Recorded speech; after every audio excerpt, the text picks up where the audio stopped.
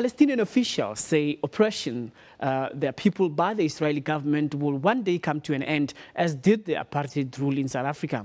The South African leg of the 11th International Israeli Apartheid Week campaign was launched at Liliesleaf Farm in Rivonia, north of Johannesburg, over the weekend. Now, the 7-day campaign, which starts today, seeks to raise awareness of Israel's apartheid policies towards the indigenous Palestinians, so they say. So in the studio, we have Bassem Eid, who became a prominent figure during the Intifada, the Palestinian uprising against Israeli occupation in the occupied territories, in his capacity, well, today as senior field researcher at Bassem, which is the Israeli Information Center for Human Rights in the occupied territories. Now, Bassem reports were used by the media and international organizations, including the Palestinian Liberation Organization, to highlight the human rights abuses committed by Israel. But in the meantime, how is the economy affected during this conflict? And how are the Palestinians thriving in this political suffering and insurgency? So Bassem Eid is here to tell us his views as he's visiting South Africa this week, and we managed to catch up with him. And thank you very much for coming. It's a pleasure. Thank you. Let's start with this campaign today. Will the oppression by Israel on the Palestinians ever come to an end? I really hope. The question is, where is the courageous leadership on the both sides?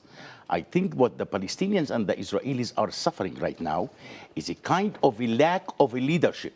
So probably that will delay the solution between the Palestinians and the Israelis. And probably the Palestinians and the Israelis will need at least another generation. Probably we will get a courageous leader on the both sides to come and to put an end for such kind of a long-term conflict. Now, you have different perspectives on the holistic view of the Israeli-Palestinian conflict, because you're an Arab Muslim and you are Palestinian. Right. Now, what is your view on the Palestinian conflict regarding the stance of Fatah, regarding the stance of Hamas? And on the other hand, we have external forces, the Iranian concern, and the U.S. influencing the Palestinian conflict. This is what I am asking myself. Probably, if peace will be achieved between the Palestinians themselves, then probably to achieve peace with the Israelis, in my opinion, it is still much more easier.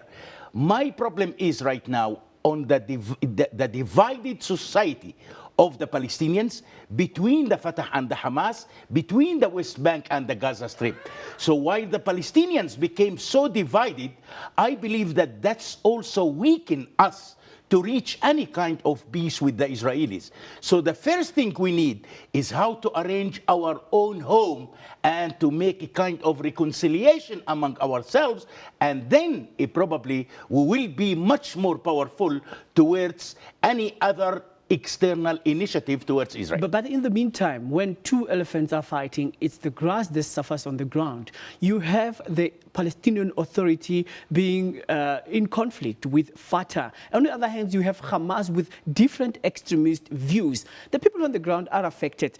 And you go around monitoring and being a field researcher. What do you see in terms of the economy? How is business affected on a normal daily life? See, the business and the Palestinian economy, it's a kind of monopolies.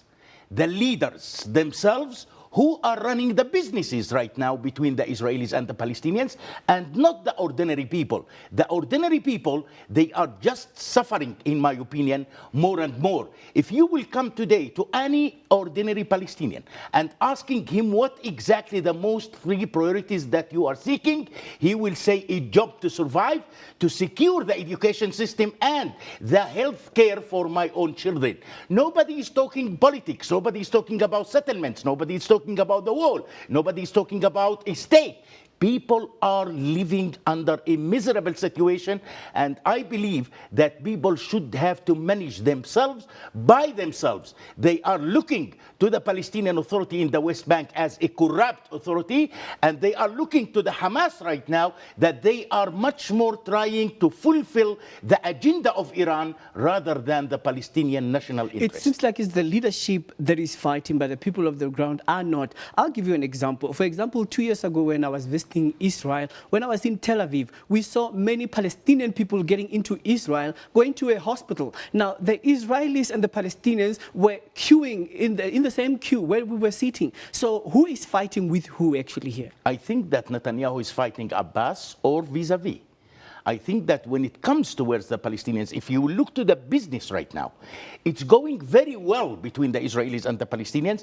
I know a lot of Israelis who are entering to Area A, which is under the Palestinian Authority judiciary, without any problems, even that according to the Israeli law, they are not allowed to. But you know, business is creating the politics, and not the opposite. And I believe if the business will take its real place among the Palestinians and the Israelis, probably that will give a little bit of hope that peace already on the way. Here's a South African twist to the whole conflict. There are some South Africans who are pro-Palestinian, and they say they support the people of Palestine. Whereas the South African government, even though pro-Palestinian, is having bilateral economic relations with Israel. I told you earlier that we heard the protests where some South Africans said Woolworths should be boycotted because it's importing goods from Israel. What are your views concerning that? I don't want to be interfere in any internal issue of South Africa. I think that the South African people knows exactly what they should have to do. But on the other side, what I am demanding the South African people as a Palestinian, please try to spread a little bit of hope towards the darkness that we are living under. But they're saying they're supporting you. How are Palestinians behaving, rather benefiting from that support? Some South Africans are wearing scarves of Palestinians to show solidarity. I don't think that the South African right now are really benefiting the Palestinians. I don't believe that is such amount of money the South African are spending on air during the apartheid week. I think that there are people in South Africa who still deserve such kind of money. On the other side, I think that the BDS, which is located in South Africa, I think that it is a prelude of a genocide to the Palestinians, and these people almost cause damage to the Palestinian economy and to the Palestinian people. All right, given that I have little time and I have to go now, here's an important issue that I need to ask you. There's been so much beheadings of Christians by ISIS. We've seen a pilot from Jordan being burnt alive. What is your view regarding the ISIS and what it's pursuing concerning terror that it's pursuing now? No doubt that we are talking about another new terrorist or Islamic organization, unfortunately. Unfortunately, Islam is moving right now more and more to be more radical and more extremist.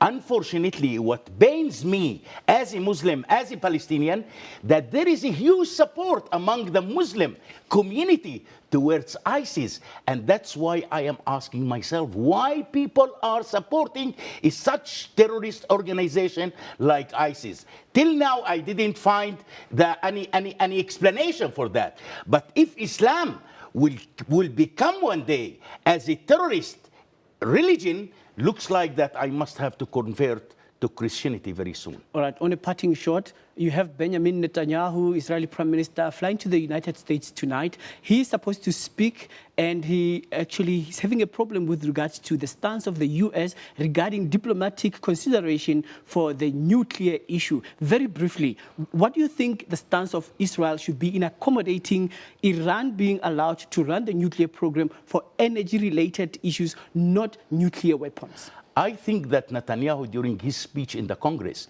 he is not only going to represent Israel.